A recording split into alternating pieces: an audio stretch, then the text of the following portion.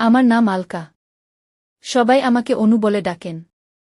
আমার উভয় ছেলে বাড়িতে স্বামীর সামনে অনু বলেই ডাকেন। তাদের দাবি যে আমি কোনোভাবেই তাদের মা লাগি না, আমি তাদের সমবয়সী লাগি।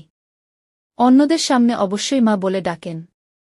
একটি গল্প রয়েছে আমার ছেলেদের সম্পর্কে, যা স্বামীর সামনে চলন্ত ট্রেনে দুই পুরুষ দ্বারা প্রেমের গল্প। আমি স্কুল পাস করেছি এবং কিছু মাসের মধ্যে একটি সরকারি অফিসে কাজ করা একজন ক্লার্কের সঙ্গে বিয়ে করে ফেললাম। যেমন সাধারণত সব মেয়েদের ক্ষেত্রেই হয়, বিয়ের আগে অনেক ছেলেদের এবং পুরুষদের সাথে আমার শরীরের খেলা হয়েছে। কিন্তু আমার ভাগ্যে ছিল না। আমি আমার একজন বন্ধুয়ের বাবাকে খুব পছন্দ করতাম এবং তার সঙ্গে প্রেম করার জন্য প্রস্তুত ছিলাম। একবার তাকে পুরো সুযোগ পেলাম, আমরা প্রায় 2 ঘন্টা একা একসাথে ছিলাম। কিন্তু তার সাহস হল না যে আমাকে প্রেম করতে পারে। আমার স্বামীর ভাগ্য কি নয়! প্রথম রাতেই 3 বার প্রেম করলাম। সত্যি বলছি, আমার স্বামী খুব আনন্দ দিয়েছিল। আমি আমার সব পুরানো প্রেমিককে ভুলে গেছি। বিয়ের 6 বছরের মধ্যে আমি গুপ্তাজির 2 ছেলেকে জন্ম দিলাম। দ্বিতীয় ছেলের জন্মের 1 বছরের মধ্যে আমার স্বামী বর বাবু হয়ে গেলেন। কিন্তু একই সময়ে স্থানান্তরও হল। একটি ছোট শহর থেকে আমরা লখনউ এসে গেলাম। আমি এবং আমার স্বামী উভয়ের জন্যই লখনউ একটি খুব বড় শহর ছিল। নতুন মানুষ, নতুন জায়গা। সেখানে একজন ব্যক্তি আমাদের অনেক সাহায্য করেছিল। এখানে বলে দিই, আমার স্বামী পীর ব্লু ডিতে বড় বাবু ছিলেন। সাহায্যকারী মানুষের নাম ছিল রাঘব। আমার স্বামী তার সাথে আগে অনেকবার মিলিত হয়েছিলেন, তাই তিনি রাঘবের সাহায্য নিয়েছিলেন। স্থানান্তরের পর গুপ্তাজি প্রথমবার লখনউ আসলে রাঘব তাকে নিজের বাড়িতে রেখেছিলেন। একটি সুন্দর সমাজে 3টি কামরার বাড়িও ভাড়ায় দিলেন। 1 মাসের পর গুপ্তাজি আমাদেরও লখনউ নিয়ে আসলেন। আমি রাঘব এবং তার পরিবারের সাথে প্রথমবারই দেখা করছিলাম, কিন্তু রাঘব আমাদের সঙ্গে এমন আচরণ করছিল যেন আমাদের কয়েক বছর ধরে জানতেন। তার স্ত্রীর নাম সঙ্গীতা, তিনি আমাকে খুব পছন্দ হলেন। আমি এই বিশ্বাসটি গম্ভীরভাবে নিলাম না যে রাঘবের যুবতী মেয়ে গীত আমার স্বামী দেবের সাথে বেশ মিশে গেছে। একদিন দুপুরে আমরা এবং সঙ্গীতা বাড়িতে একা ছিলাম। তিনি আমাকে 1 থেকে 1-2 বছর পাড়া ছিলেন। সঙ্গীতা, অনু, তুমি এত সুন্দর কেন, তবে তোমার শরীরের দিকে কেন দৃষ্টি দিচ্ছ না? যদি এমন চলতে থাকে তবে কয়েক মাসের মধ্যে তুমি আমার দিদি হয়ে যাবা। আমি বললাম, দিদি, যত পর্যন্ত বাচ্চারা হয়নি ততক্ষণ কেউ আমাকে দেখেনি। এখন 2টি বাচ্চা থাকার পর কে আমাদের দিকে তাকাবে? কিসের জন্য নিজের যুবকালীকে সংরক্ষণ করবে? সঙ্গীতা জানে না যে তুমি কত সুন্দর এবং মাধুর্যময়, কিন্তু তুমি এমন ঢিলেঢালা পোশাক পরিধান কর যে কেউ তোমার দিকে গতিবিধি করেনি। আমি চাইনি, কিন্তু সঙ্গীতা জিদ করে আমাকে একটি জিমে নিয়ে যাওয়ার জন্য। দুপুর 4 থেকে 5টার মধ্যে আমার বাচ্চাদের সঙ্গীতা নিজের মেয়ে গীত সামলাত এবং আমরা দুজন 1 ঘন্টা ব্যায়াম করতাম। আমি লক্ষ্য করলাম যে ব্যায়াম শেখার সময় সেখানে একজন প্রশিক্ষক আমাদের শরীরকে যেখানে সেখানে স্পর্শ করছিল। আমি সঙ্গীতার কাছে অভিযোগ করলাম। সঙ্গীতা বলল, স্পর্শ করলেই তাকে করতে দাও। আমাদেরও তো ভালো লাগে। যদি আমরা একটু ছাড় দেই তবে আমাদের প্রেমও করবে। দেখি না এই যুবক পুরুষটির শরীর কেমন সুন্দর, তোমার গুপ্তাজি খুবই সুন্দর যুবক। কিন্তু এভাবে যারা একাধিক মায়ের মতো 2টি বাচ্চাসহ, তাদের জন্য একটি মজবুত বুথের মতো পুরুষই খুশি করতে পারে। এসব কথা বলেই আসবে। আমি বললাম, চুপ থাকো। তুমিও প্রেম করতে চাও তো করো। আমি রাঘবকে কিছু বলবো না। তখন সে একটি কথা বলল যা আমি কখনো আশা করিনি। সঙ্গীতা তো বললে কিছু পরিবর্তন হবে না। তোমার রাঘব নিজে তার কাজের জন্য আমাকে বহু লোকের কাছে পাঠায়। অনু, আমি সত্যিই বলছি। সঙ্গীতার কথায় আমি রাগান্বিত হইনি। হ্যাঁ, এতটুকু হয়েছিল যে আমি প্রশিক্ষককে কখনো থামাইনি। সে ব্যায়াম শেখার অছিলায় শরীরকে স্পর্শ করতে থাকে। কিন্তু সে আমাদের মধ্যে কারোর সাথেই প্রেম করার কথা বলেনি। 3 মাস চলে যেতে আমি আমার শরীরে নিজে বেশ পরিণত হতে লাগলাম। আমরা সেখানে 3 মাস আরও প্রশিক্ষণ নিয়েছিলাম, তারপর বাড়িতেই ব্যায়াম শুরু করে দিলাম। গুপ্তাজি বলাতে শুরু করলেন যে আমার সঙ্গে প্রেমে এখন তাদের যে আনন্দ আসে সেটা আগে কখনোই আসেনি। প্রথমে কখনো না আসা সেই সময় আমি এক বিষয়ে আস্থাবান ও প্রসন্ন হচ্ছি। রাঘব আমার বাড়িতে আসায়ও অনেক বেড়ে গেছে। আগে আমার জন্য শিশুদের জন্য উপহার আনত, কিন্তু এখন অনেক ইচ্ছে পেয়েছি উপহার আনতে। এবং সে সেটা দ্রুত করার চেষ্টা করছে। কিন্তু সে একবারও আমার প্রতি প্রেমের অভিব্যক্তি প্রকাশ করেনি, না সে কখনো আমাকে স্পর্শ করার চেষ্টা করেছে। হোলি উৎসবে শুধু কালো রং লাগানোর সময় আমি দেখেছিলাম গীতা গুপ্তাজির প্রতি অনেক ভালোবাসা দিয়ে রং লাগাচ্ছে। আমি কিছুটা পৃথক হয়ে গিয়েছিলাম। আমি গুপ্তাজি অথবা গীতা অথবা সঙ্গীতার সঙ্গে এই বিষয়ে কিছুই বলিনি। আমার মনে হয়েছিল গুপ্তাজি এবং গীতা সম্ভবত প্রেমে পড়ে গেছেন।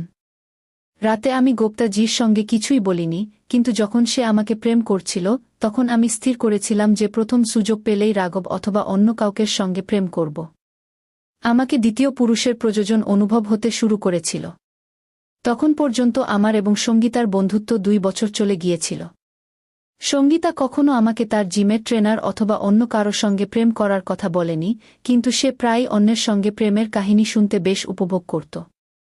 সঙ্গীতার মতে সে বিয়ের আগে 2 জনের সঙ্গে এবং পরে আরও 2 জন পুরুষের সঙ্গে প্রেম করেছে এবং তার স্বামী রাঘব সব কিছু জানত। হোলির 2 মাস পর একটি অন্ধকার দিন গুপ্তাজি বললেন যে তার ছুটি মঞ্জুর হয়েছে। তিনি বললেন যে আগামী সপ্তাহে আমরা প্রথমে গুয়াহাটি যাব এবং পরে দার্জিলিং। 2 দিন পর কিভাবে তিনি আমার সঙ্গে শ্বশুরাল যান তার কোনো খবরই আমাকে দেয়নি। রাতে আমি জিজ্ঞেস করলাম, গুপ্তাজি, এই সফরে কি শুধু আমরা দুজনই যাব? শিশুদের বাবার সঙ্গে থাকছে। আমি খুব জোরই শিশুদের সঙ্গে নিয়ে যাওয়ার বিষয়ে। কিন্তু গুপ্তাজি তার জিদে অন রইলেন। পরবর্তী শনিবার সকালে আমরা নতুন দিল্লি পৌঁছলাম এবং দুপুর 2:00টায় একটি ট্রেনের কামরায় ঢুকলাম।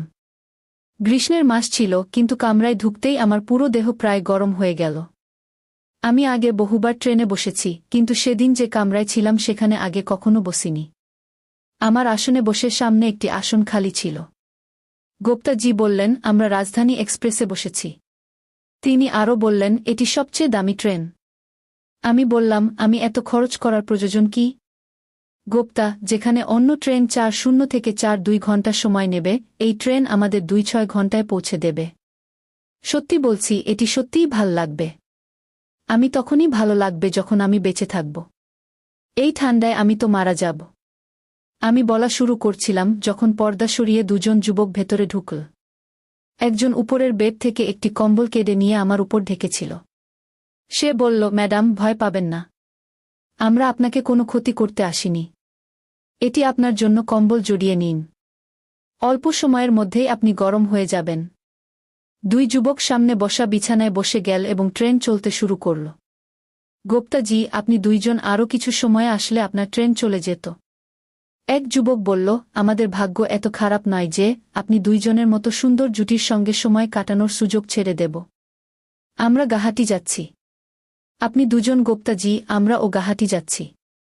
দ্বিতীয় যুবক বলল, এটা ভালো, এই যাত্রা মজাদার হবে। গুপ্তাজি লক্ষ্য করলেন, কিন্তু না জানার কারণে আমি স্পষ্ট দেখতে পাচ্ছিলাম যে দ্বিতীয় যুবক আমাকে লক্ষ্য করে সংকেত দিয়েছিল। আমি মনে মনে বলেছিলাম, যদি তোমাদের মধ্যে সাহস থাকে, তবে আমি আমার স্বামীর সামনে তোমাদের সঙ্গে চলন্ত ট্রেনে প্রেম করতে প্রস্তুত আছি। আমি লক্ষ্য করলাম, একজন 2.5 থেকে 2.6 বছরের এবং অন্যজন 2.8 থেকে 3.0 বছরের ছিল। 2 জনের শরীর আকর্ষণীয় ছিল, কিন্তু তাদের মধ্যে কেউ গুপ্তাজির মতো সুন্দর ছিল না এবং না রাঘবের মতো ভালো, কিন্তু সোনালি ছিল। আমার সাথে ছিল 2 ছেলে ছিলেন। তারা বেশ ভালো লাগছিল, প্রায় একে অপরের সাথে কথা বলছিলেন। তারা সিল্কের পাঞ্জাবি পরা ছিল এবং তাদের গতে সোনালি মালা ছিল। 2 হাতেই 5টি করে আংটি পরা ছিল।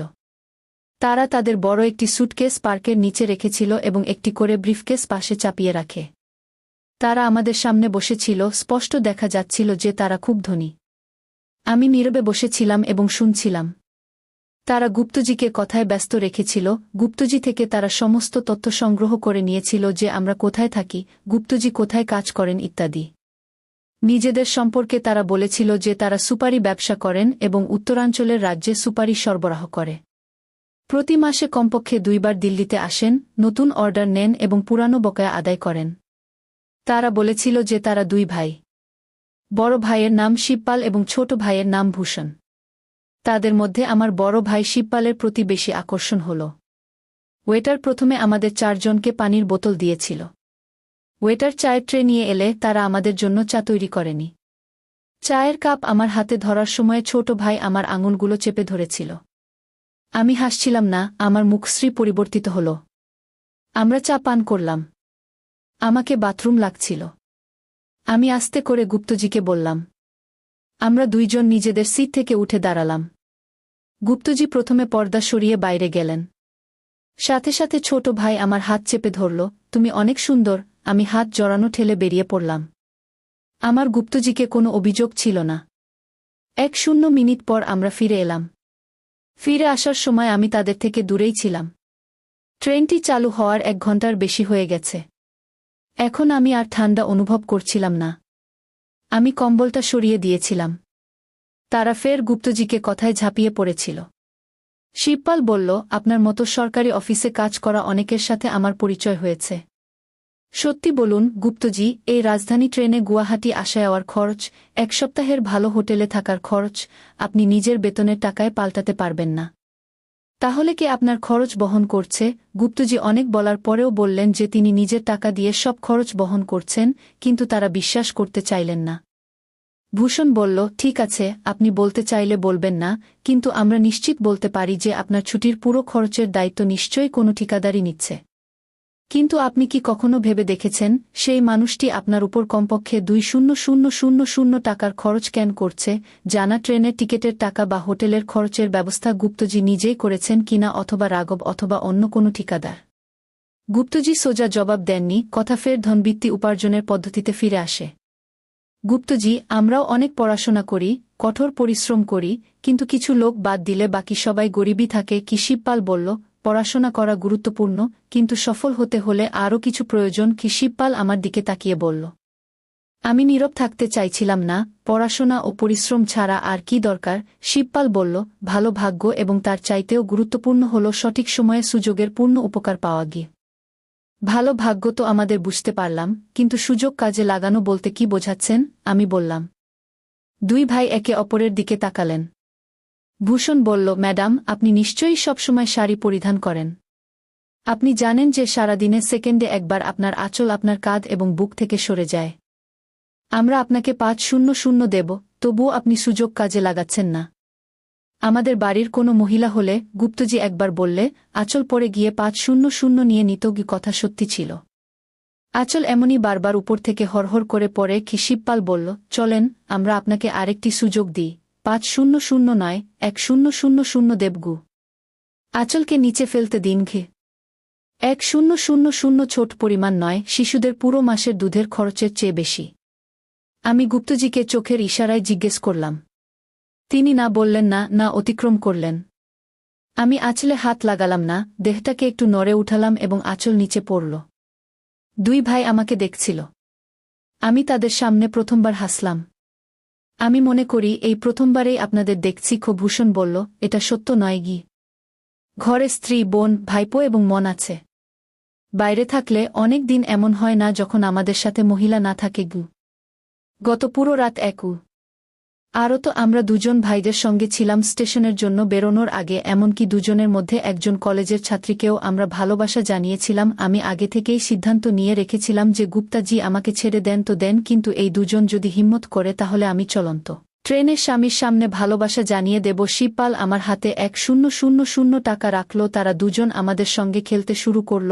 আমিও এই খেলায় মজা পেতে শুরু করেছিলাম। আমার কথা শুনে ভূষণ আমাকে দেখিয়ে তার ব্রিফকেস খুলল। ব্রিফকেসে নোটের বান্ডেল ছিলই, তাতে কিছু জাগাজিনের মতো বইও ছিল। সে একটি বই বের করে গুপ্তাজিকে দিল। শিবপাল, তোমাদের 2 জনকে একটি রাজের কথা বলি। আপনারা কেউ কাউকে বললে তাড়াতাড়ি কেউ বিশ্বাস করবে না। আমি কোনো রাজ্যের কথা বুঝতে পারছি না। ভাইয়ের বিয়ে আমাদের 5 বছর আগে হলো। যেমন আনুজি আপনাদের দেখে আমরা 2 জনই পাগল হয়ে যাচ্ছি, তেমন করে আমি ভাবিকে দেখে পাগল হয়ে গিয়েছিলাম। পিয়ার বিয়ের 3 বছর আগে থেকে আমরা 2 জনেই মিলে কোনো কাউকে ভালোবাসি। ভূষণকে যে মেয়েটি ভালোবাসা হয়েছে তা একটাই ছিল, কিন্তু সে আমাদের 2 জনকেই খুশি করত। আমাদের মা এবং অন্য মহিলারা অনেক প্রতারণা করেছে, কিন্তু আমরা বলে দিয়েছিলাম যে আমরা আমাদের গৃহবধূকে একসাথে ভালোবাসব। আমরা 2 জন তার কথা শুনছিলাম, কিন্তু মনে হচ্ছিল যে তারা যা বলছে সব মিথ্যা বলছে। শিবপাল, গুপ্তজি, আনু, আপনাদের মুখ দেখে মনে হচ্ছে আপনাদের আমাদের কথা বিশ্বাস হচ্ছে না। হাত কঙ্গনকে আরসি কি, চলুন আপনাদের জন্য হাতি নিয়ে এসেছি। আপনাদের যতদিন থাকতে ইচ্ছা আমাদের সাথে থাকুন। শিবপাল, শুধু আমাদের গৃহবধূই নয়, অন্যদের সাথে থাকবে। 3টি মহিলা এবং আমরা 3 জন পুরুষ। আমি আপনাদের 2 জনকে পাগল দেখছি। বেটার ভিতরে এসে খালি সুপের কাটোরা নিয়ে গেল, কিন্তু কিছু সময় পরে খাবার নিয়ে এল। এক ভাই বেটারকে 200 দিল এবং বেটার আমাদের সবকিছু খাওয়াতে চেয়েছিল। খাওয়ার পরে আমরা আইসক্রিমও খেলাম। আইসক্রিম খাওয়ার পরে আমি কম্বলটা সরিয়ে রেখে দাঁড়িয়ে একা বাইরে বাথরুমে গিয়ে ফিরলাম। শিবপাল আমাদের রাতে বিঘ্ন করতে দেবে না। আমি গুপ্তজির দিকে তাকালাম। আমি বুঝতে পারলাম যখন আমি বাইরে গিয়েছিলাম তখন নিশ্চয়ই এই দুই ভাই গুপ্তজির সাথে কোনো চুক্তি করেছে। আমার টাকা বা অন্য কিছু দরকার ছিল না। আমার চোখের সামনে গীতার আচরণ বারবার ভাসছিল। শিবপাল, গুপ্তজি গুয়াহাটিতে আপনাদের ঘরেই থাকবেন। গুয়াহাটির থেকে আপনি দার্জিলিং যাবেন, কিন্তু আনু আপনার সাথে যাবে না। আনু আমাদের সাথে থাকবে এবং আপনার সাথে আমাদের বোনও যাবে না। সে আপনার গৃহবধূর মতো থাকবে। ফিরে আসার সময় আনুকে নিয়ে যাবেন। শিবপালের বাড়িতে থাকার কোনো সমস্যা নেই। তিনজন দেখলেন যে আমার শরীরে সাদা ঘন রসের স্তর আছে। তারা তিনজন দেখতে থাকল এবং আমি সবরা ভিতরে নিয়ে নিলাম। আমি হাসলাম। শেষে তিনজন সকাল 5:00টার পর ঘুমালো, কিন্তু আমি ঘুমাতে পারলাম না। আমি ভাবতে থাকলাম, আমি এত বেসন কিভাবে হয়ে গেলাম। অনেক চিন্তা করার পরে ওই ফলাফলেই পৌঁছালাম যে গীতা এবং গুপ্তজির ভালোবাসা তো একটি। আমি নিজেই অনেক বেতাব। ম্যাডাম, চা নেবেন না কফি? হঠাৎ আওয়াজ শুনে আমি দেখলাম রাতের সেই আগন্তুক আবার ও থার্মস নিয়ে দাঁড়িয়েছিল। আমি পাশে দেখলাম শিবপাল এক কম্বল ওড়ানো অবস্থায় ঘুমাচ্ছিল। আমি নিজেও কম্বল দিয়ে ঢেকে রাখছিলাম। আমি কম্বলটা ঝাঁকে ফেললাম। গুয়াহাটি পৌঁছানোর পর শিবপাল আমাকে এবং গুপ্তজিকে তার নিজের বাড়িতে রেখেছিল। গুপ্তজি শিবপালের বোনকে তার গৃহবধূ মনে করে 9 দিন ধরে ভালোবাসা দেখিয়েছিল।